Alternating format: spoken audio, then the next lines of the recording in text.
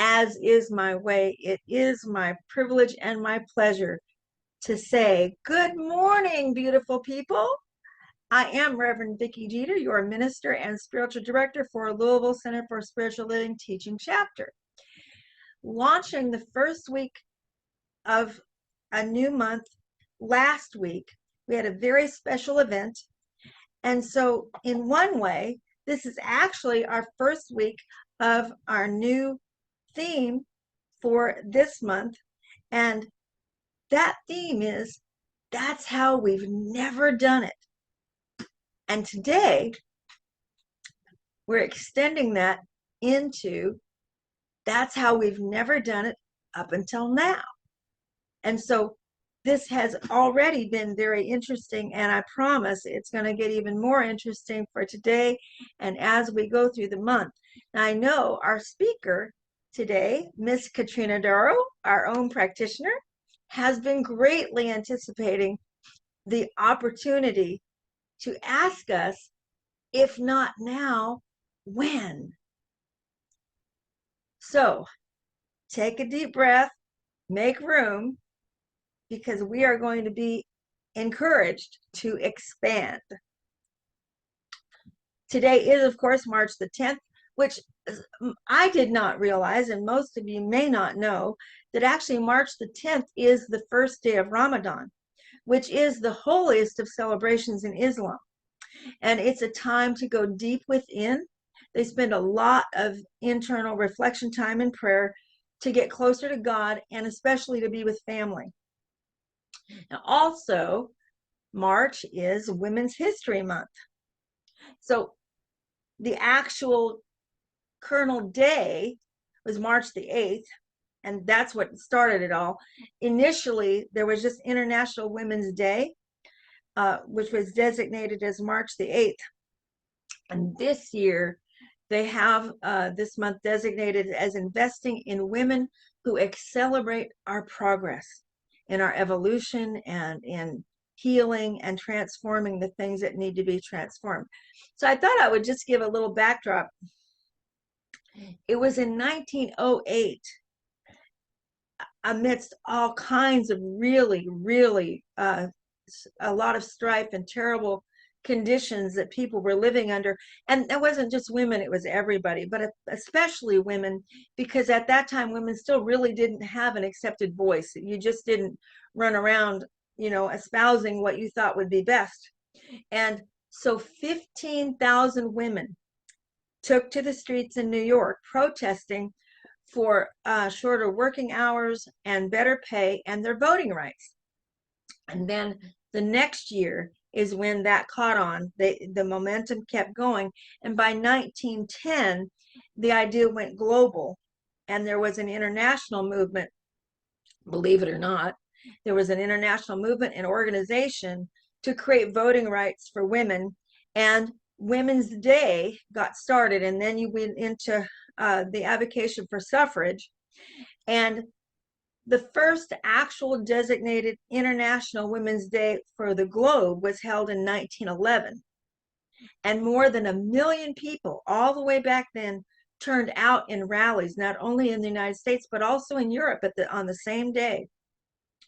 And so this is how we've come to be celebrating this today. And I think it's so significant to, once again, as you think about these things, to recognize how you identify in your culture and what are the things culturally that you identify with, to deepen your roots about not only who you are in spirit, but who you are in human form, because as we bring the two together, it makes the whole thing so much stronger. And we find our ways into oneness by realizing how much we actually have in common. So all of this, I invite us to step into our opening prayer time, beginning with setting our intentions. So take a moment to check in and see what brought you to be with us today and what portion of your masterpiece you're painting. Now, our shared intention today is to allow ourselves to be carried together on Katrina's passion for living our best, most fulfilling lives now. And so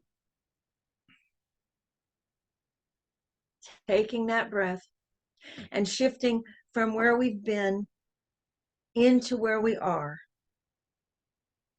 Opening prayer. We say thank you. Thank you, thank you, thank you, Spirit. Thank you, Presence of Life, for all of this and more, as we recognize that the omnipresent, the omniscient, the omnipotent is in every now moment, breathing us. We're drawing from that one mind. We're living by one collective heart. And as we strike that alignment in this day, I know that the giving and the receiving of the gifts is fulfilled according to the highest and best, and that Katrina is a blessed vessel of the divine. Thank you, thank you, thank you. We release it, we let it be, and so it is.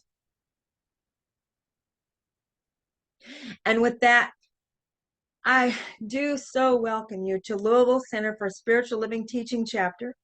We welcome all paths to God. We welcome your questions and your doubts and wherever you've come from, wherever you've been, whether you're with us here today for the first time or watching us on YouTube, thank you for being with us today. Which brings us to our opening song, God and I are, oh, you know what? I got my weeks mixed up. No. Opening song clearly is Gentle with Myself by Miss Karen Drucker.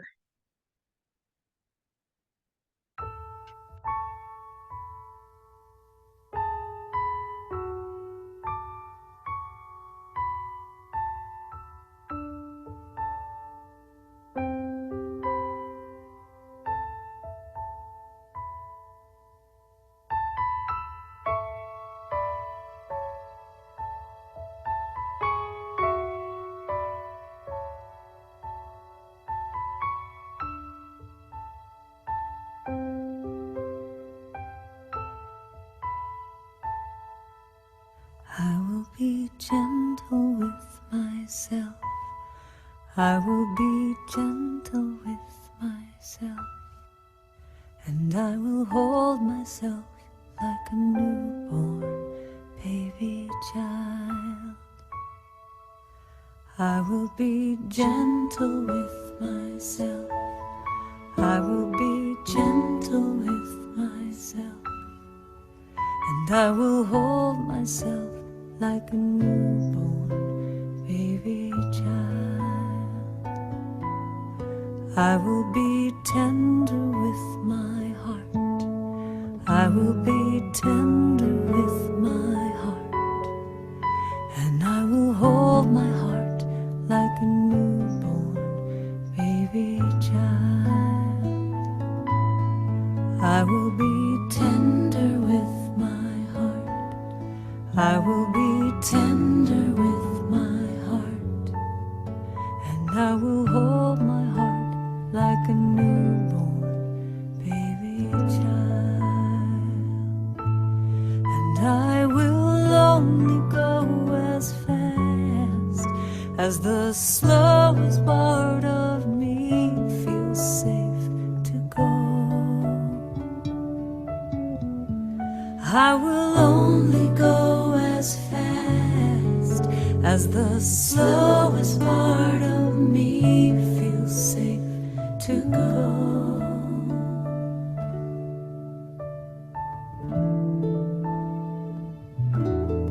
I will be easy on myself. I will be easy on myself. And I love myself like a newborn baby child. I will be easy on myself. I will be easy on myself. And I love myself like a newborn baby child.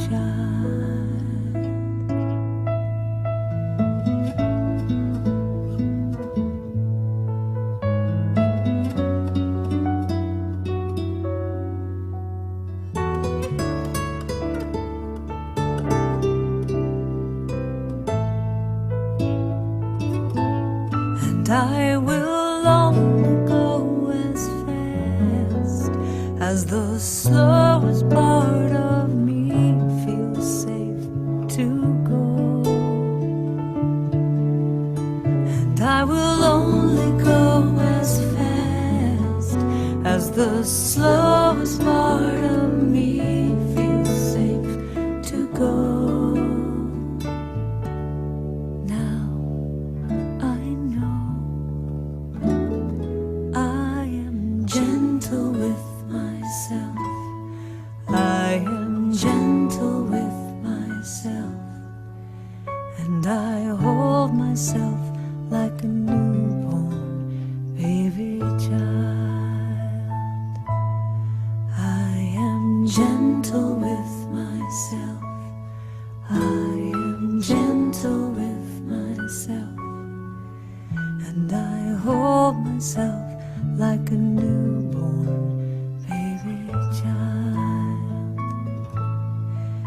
And I rock myself like a newborn baby child.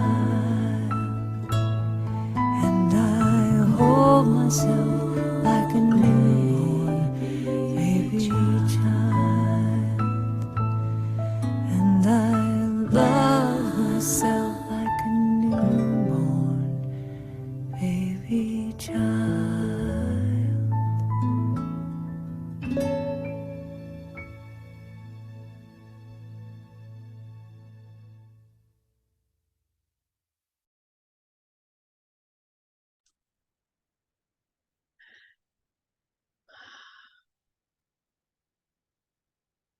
Relaxing into all that gentleness, saying good morning to your inner infant. The mission and vision of Louisville Center for Spiritual Living. Our mission is to teach personal transformation as a virtual community, living the principles of science of mind and celebrating all paths to God, which of course manifests our vision, which is a world that honors and respects all people. As we know, spiritual living is only as valuable as actually applied and changes your life. So we have an application of what we believe each week. And we're coming down to the end of the Declaration of Principles by Ernest Holmes. And this week it is, we believe in the eternal goodness, the eternal loving kindness, and the eternal givingness of life to all. And with that, I welcome our practitioner of the week, Miss Tammy Evans. Good morning. Her reading today comes from an anthology titled Courage, Conviction, and Consciousness, 365 Days of Inspiration from the Women of New Thought, in honor of both Women's History Month and our topic today, up until now, if not now, when? It is an insight written by Marion G. Moon, originally published in Lessons in Truth. Every day is a new beginning. We can rethink our past and look forward to something new. New opportunities remind us that we have a chance to start anew. We may look back and assess our lives and look forward to a new vision. We can change our circumstances or not. It's up to us. It's a matter of choice in how we see our lives and the circumstances we find ourselves. The important thing to know is that now is the only time that we have. This moment can make us conscious of what is at this very moment. To live in the moment clears any confusion we may have had about the past or the future. This moment contains all we require for a full life. It is what we are aware of that counts. To be aware, we see beyond limitations and lack. We see what has always existed. And what is that? That there's perfection in every existence, every experience. There is order and beauty and right action at work in the universe and in our lives right now. To be aware is to be open to new insights for living freely each and every day. Be aware. Think about the newness of the moment and that all things are made new in consciousness. May your life be filled with joy, divinely guided clarity, and peace. Now, please join me as we go into meditation. Get comfortable in your seat. Take a few deep breaths.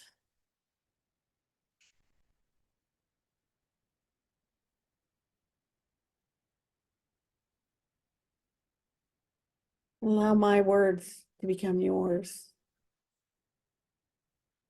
I release the past and claim a higher, happier experience of life today.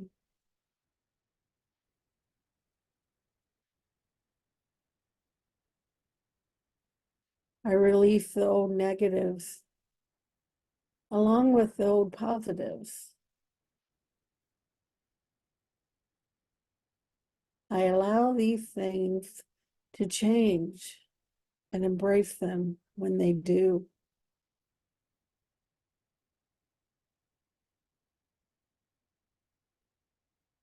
I accept Spirit's invitation into the new, unlimited possibilities of the present.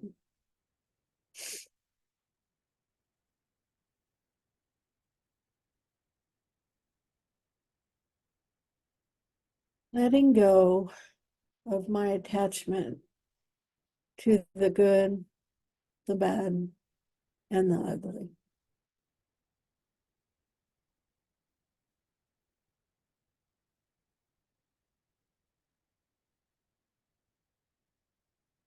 I can forgive what needs forgiving, the bad for the pain it triggered, the good for its impermanence, and myself for my own judgments of all of it.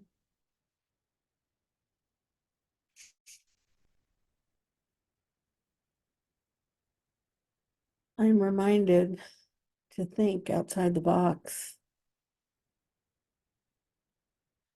and to celebrate every mistake, setback, and dead end along my journey.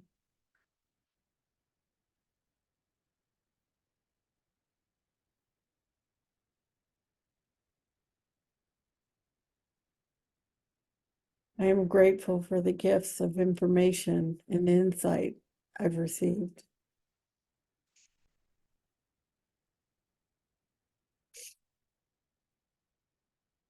I acknowledge my past and change my narrative from I've always with an up until now. And I claim a better experience of Spirit's good for myself.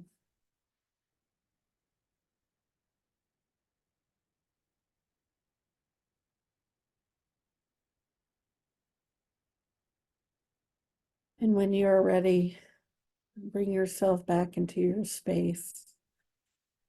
Wiggle your fingers and toes. Open your eyes. Namaste. And so it is.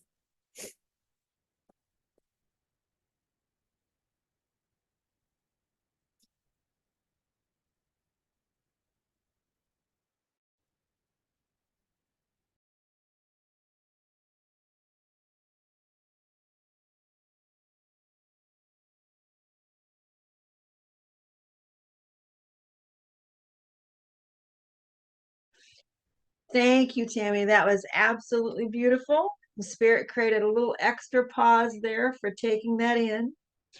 We now move to our special music, Everyday Heroes. And this was chosen especially for you all today by Katrina.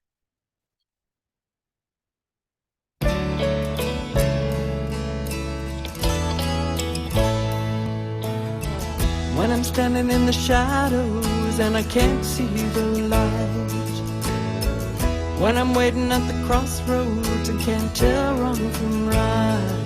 I think about your stories, I think about your life. I remember what you told me, and I know I gotta try. That's the thing about everyday heroes. Everyday heroes help us discover that we all can be somebody's everyday hero. Everyday hero. You are an everyday hero to me.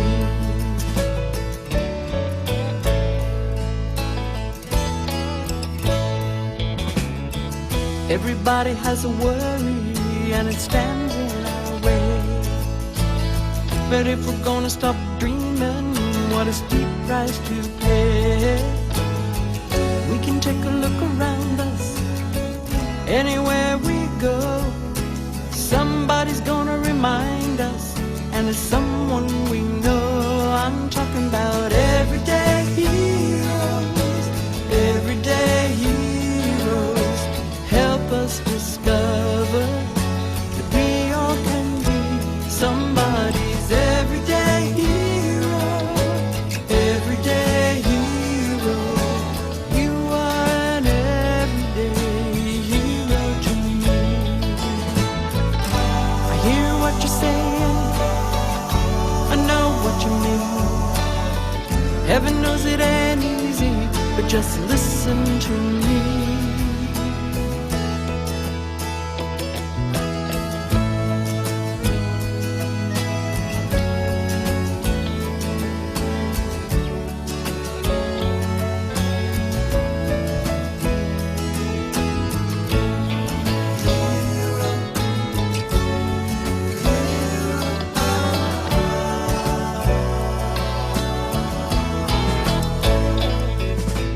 Everyday heroes, everyday heroes help us discover that we all can be somebody's everyday hero.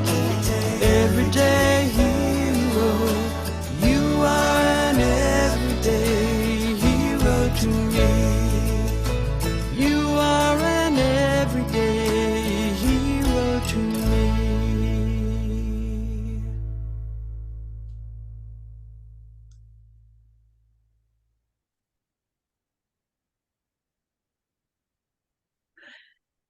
So it is so much fun for me to be able to say that our theme for the year is a grand rising. And our theme for March, as you've heard by now, is that's how we've never done it. And our theme for the day, up until now, and if not now, when? And I turn this over to Miss Katrina. Good morning. Thank you so much. Tammy, I absolutely loved your your meditation and reading this morning. Thank you so much. So for today, I'd like to talk about use examples from the past that we can apply to right now. So at some point, possibly preschool, kindergarten, or early elementary school, many of us started learning letters and how to put them together to create words. Those words eventually became sentence, and before you know it, paragraphs and stories, and then eventually books. I struggled with learning how to read. I believed I needed to know how to read approximately 8,000 words to be a competent reader. The scope of learning to read was measured on the fact that I had 3 older siblings in high school, and all of them knew how to read, and I didn't. I was committed to being able to read, but I had unrealistic standards for myself. My confidence around reading was low. I wasn't comparing myself to age-appropriate reading levels or reading levels of my peers. I was comparing my reading level to high schoolers. I wanted to be as good as my siblings at reading. In 3rd grade, I had the greatest teacher in the world. He realized how I was entangled in a belief system around reading and not being good enough as a reader. Logically, it was never realistic for me to read at a high school level as an elementary school student. He broke down reading into steps that were small and manageable. Up until that moment, I did not see myself as a reader, even though I could read words, sentences, and paragraphs. There was a tipping point that occurred that year for me. I went from learning to read to reading to learn, disentangling myself from the good, the bad, and the ugly around reading allowed me to be gentle with myself and start believing that I was a reader. I moved into a stage of reading to learn instead of struggling with how to read or trying to read perfectly. My confidence improved as I practiced reading daily. So what I'd like to ask you, and how this applies to your life, is what old story have you caught yourself retelling to yourself and others?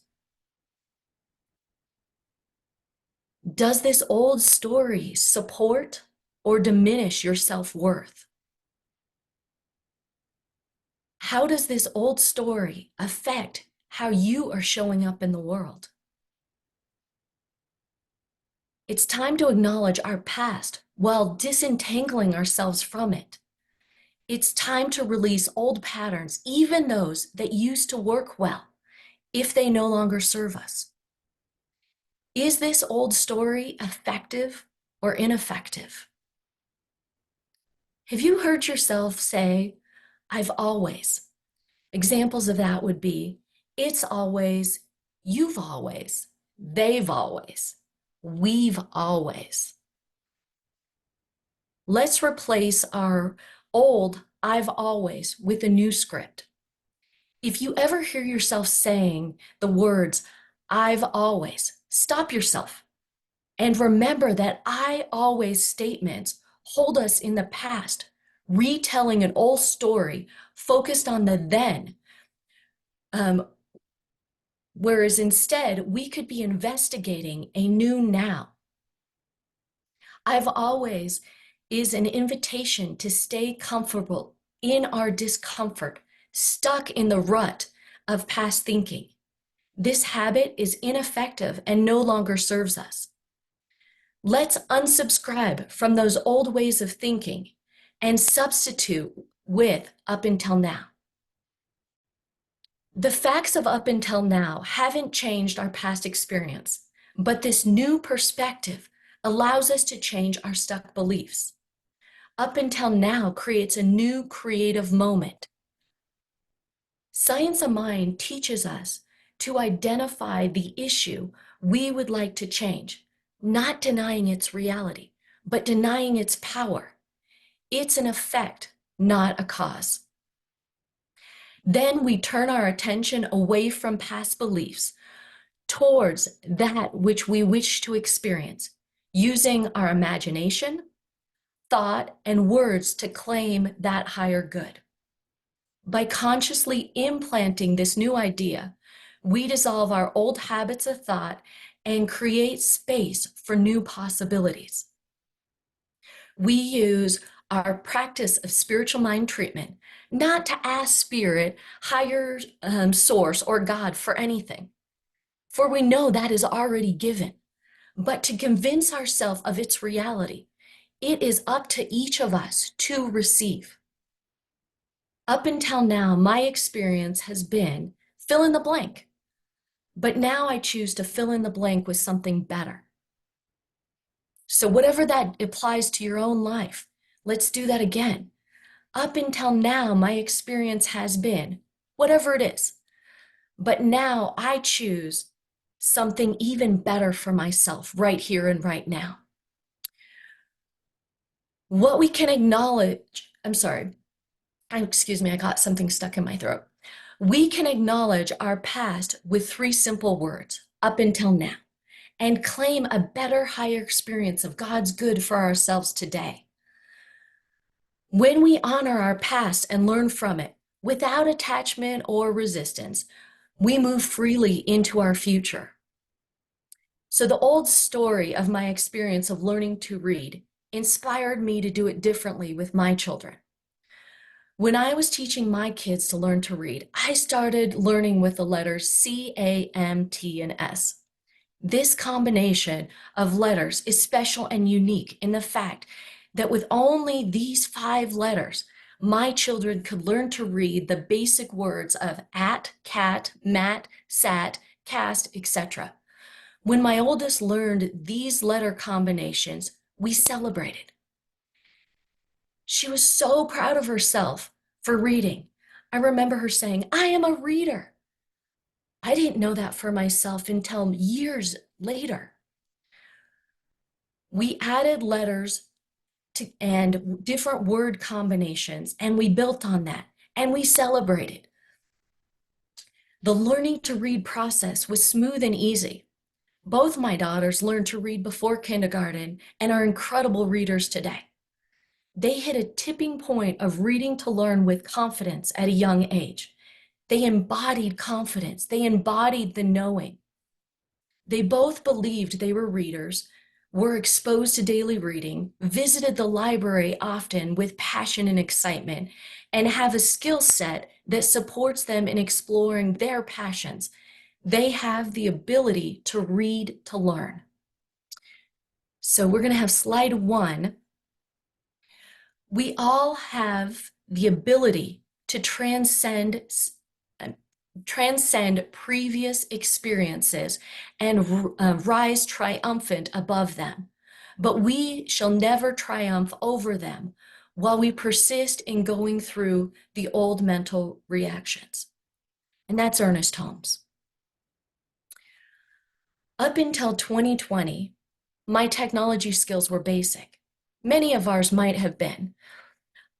I expected myself to know how to convert my entire life from everything in person to online. Many of us went through these growing pains. Reverend Vicky invited me to attend the Louisville Center for Spiritual Living service. And to be honest with you, I cried because I was too embarrassed to tell her that I didn't know how to use Zoom or how to use Zoom to join our Sunday service. My daughters both went 100% online for school, and neither child was bothered or even fazed by the change. Honestly, I had more tears around technologies and put so much pressure on myself. One of the girls reminded me to break it down into baby steps and be gentle with myself. Focus on celebrating progress rather than perfection. I started taking baby steps towards learning technology.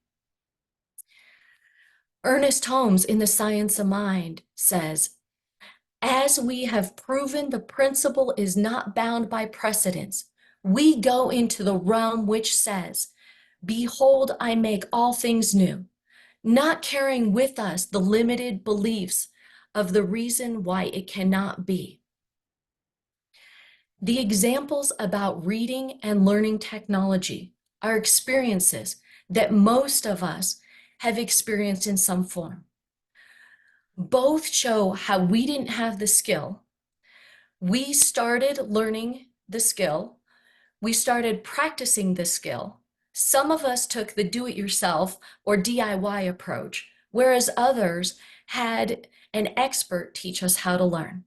At some point in the learning process, a tipping point occurred. I would like to talk about that moment where our belief system changed. We began to identify as a reader. I am a reader who reads to learn rather than learning to read. Some of us learned to read with ease. Some of us struggled to learn to read.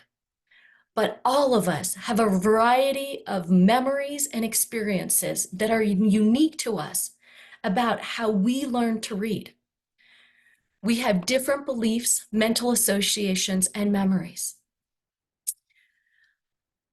According to Ernest Holmes in Living the Science of Mind, we are all carrying the negative experiences of our past.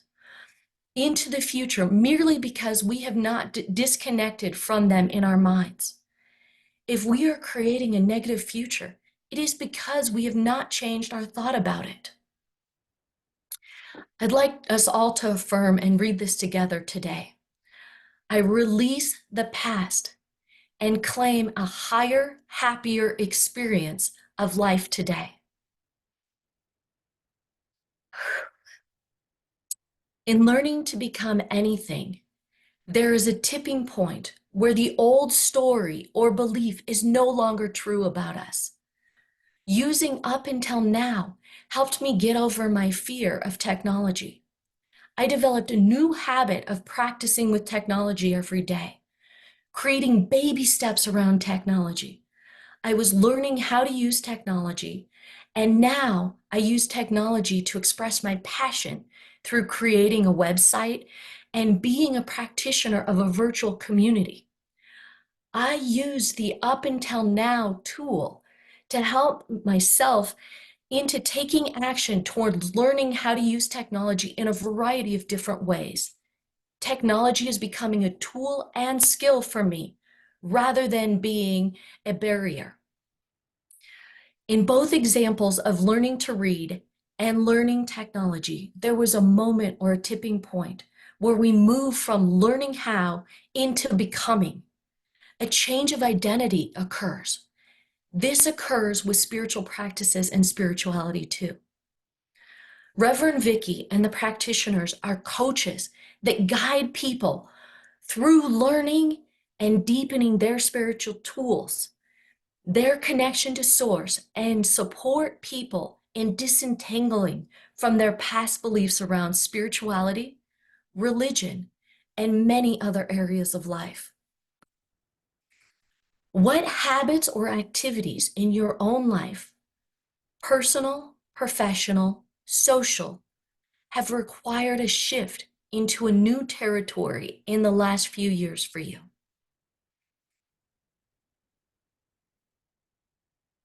What old ways of doing things have you had to release? What new skills have you had to learn?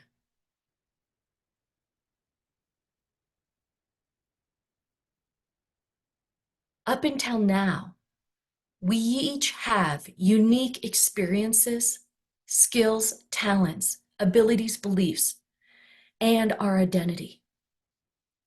We have ideas of who we have been, who we are, and who we are becoming.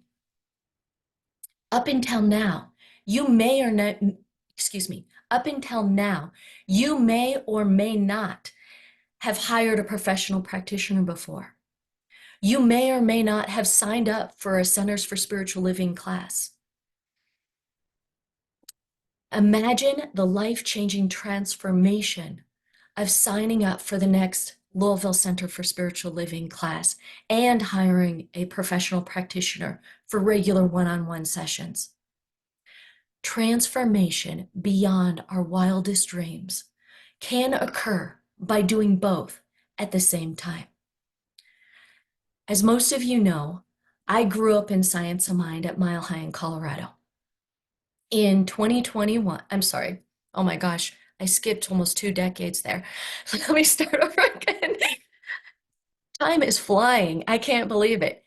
In 2001, I took my first foundational class at the Santa Rosa Center with Reverend Edward Villon. During this class, I started meeting with professional practitioners regularly and cannot stress enough how valuable the experience has been in my own life. Every aspect of my life improved, personally, professionally, creatively, socially, my sense of community belonging, physically, emotionally, and spiritually. I started living a purposeful, empowering, and unique life. With my girls being at sleepover camp right now for spring break, I reflected on one of the gifts that occurred as a result of my professional practitioner treatments that were done during that first class. And a series of experiences and answered treatments led me to become a participant of the national young adult annual seminar. And at the time, it was called religious science, but religious science young adults gathered from all over the nation to live the principles of science of mind. And most of these individuals grew up in the teaching of science of mind. At that event, and due to the consciousness work in the treatment we had done, I met one of my best friends, Leslie Sinclair. You can see her on the screen. She's absolutely gorgeous and such an amazing human being. We became Science of Mind young adult directors for the national annual seminar the upcoming years after meeting her. The theme Leslie chose was If Not Now, When? We explored this theme for a year and deeply embodied it in our lives. She was a role model and an example for me. The photos you see on the screen were Leslie and myself in 2006, 2007, and 2008, even though we had met before that. And although her mom has written a wonderful book about her life and who she was, it doesn't capture our friendship, our spiritual growth together, and the thousands of gifts that Leslie has shared and given to me personally. As we acknowledge 15 years since her passing, which is on April 15th, I would like to share one gift that Leslie modeled for me, and that is the gift and the concept of if not now, when? Leslie was a young adult with terminal cancer. She lived her life for now, this moment, right here, right now, the present moment, not worrying about the past, not focusing too much on the future, not focusing her attention on the conditions or the areas of her life that may or may not seem as a gift in the moment. Many of us would not look at cancer as a gift, but she did. She was present. She was intentional in her relationship. She embodied the principles of science of mind and shared those with love with every person she met. She embodied the principles so deeply in the way that she spoke with people, how thoughtful and kind and inspired she was. Our friendship was one of the greatest gifts of my life. Leslie lived a life of if not now, when? She helped us all embody and reach out of our comfort zone, try things we've never tried before. She believed we needed to live our dreams now and not wait for someday. Some of our greatest moments, let me rephrase that, some of my personal greatest moments in life and personal accomplishments that have occurred for me are because of Leslie's motto, if not now, when? What is your deepest heart's desire? What must you become to create that in your life? Who must you become? What is your dream that can occur right now? It doesn't need to wait for the someday. Your dream can happen today. What beliefs, habits, behaviors, or barriers do you believe you have that are preventing you from becoming the best version of yourself today?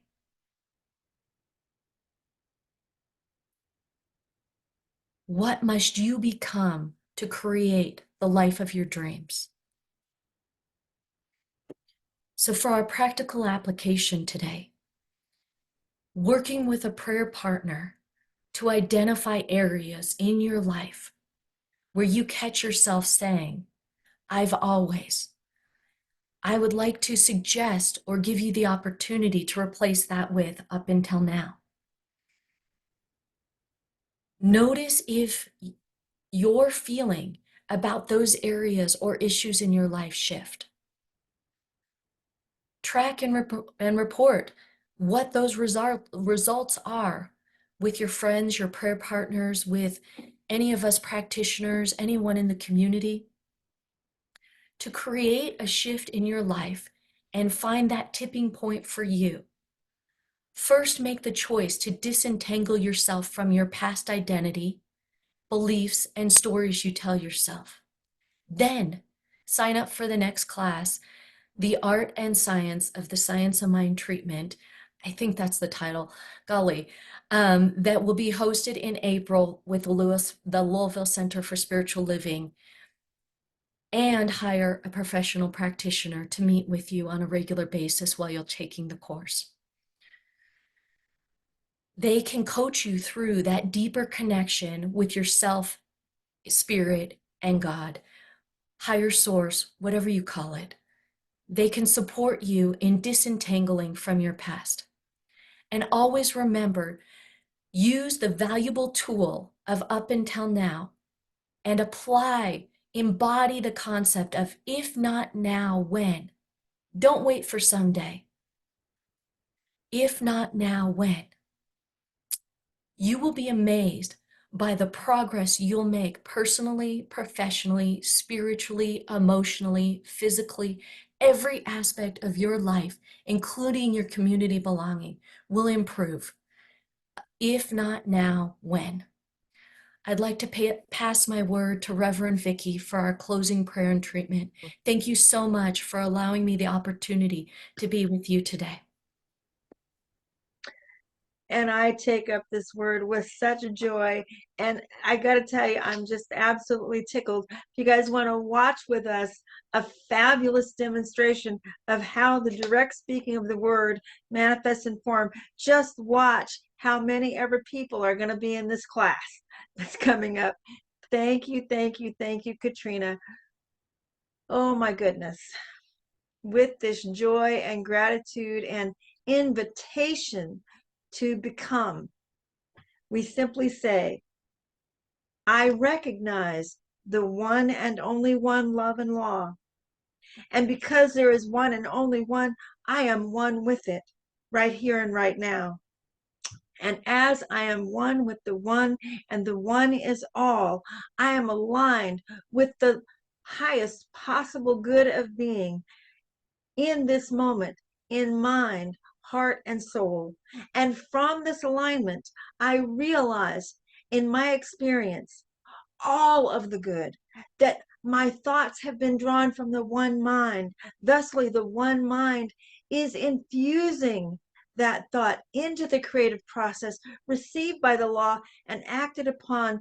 And it is mine in the human to simply breathe in, relax, receive, and I release. Thank you, thank you, thank you that it is already done, and I let it be, and so it is. And as always, we thank you for your support of LCSL, and the ways to give are in the chat.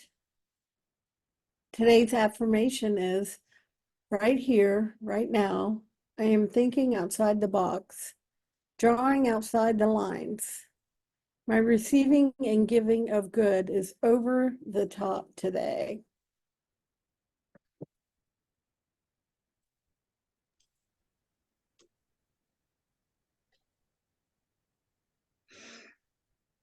Taking that breath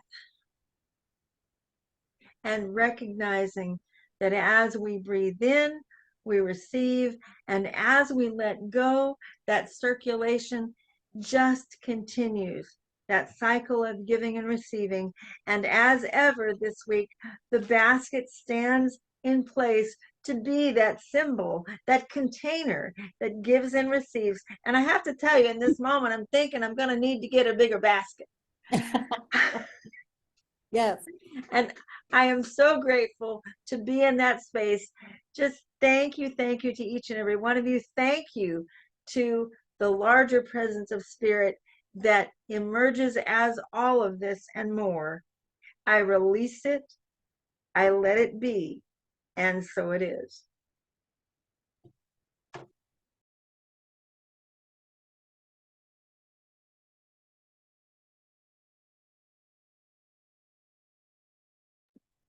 Sorry, I was on a mute. It is time for our announcements. Our St. Patrick's Day speaker, Reverend Carolyn Harville, Tell Me Something Good, would be the subject she's talking about. And be sure to come dressed in green, wearing a hat, change your background. Let's have fun and make it festive. And Friday, Friday, March 22nd from 7 to 9 is our first movie night. Hidden Figures on this Zoom. You're invited to bring your friends and family, bring your popcorn, favorite drink, all that, and join us. For Easter Sunday, March 31st, be sure to get your water-soluble paper. The link to order is in the weekly update.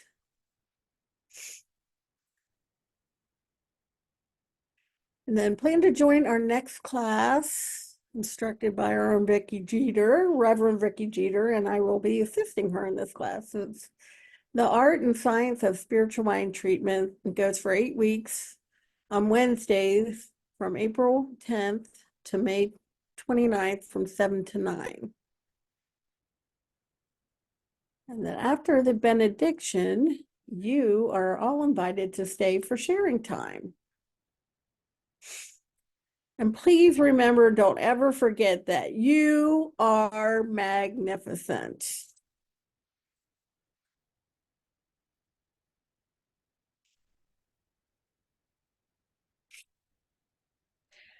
And now for our closing song, also introduced to us by Miss Katrina, Embrace the New, which is a cover by LaRonda Steele.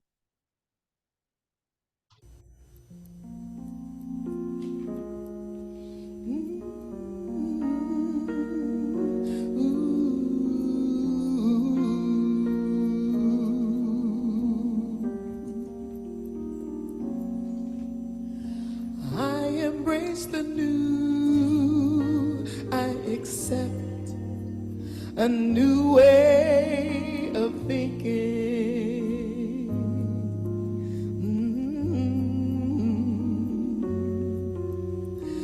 I embrace the new, I accept a new way of thinking.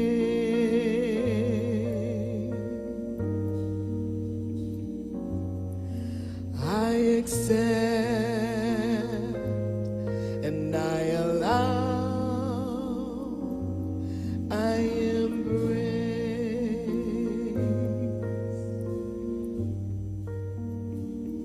and I say yes, yes, yes, I say yes, yes.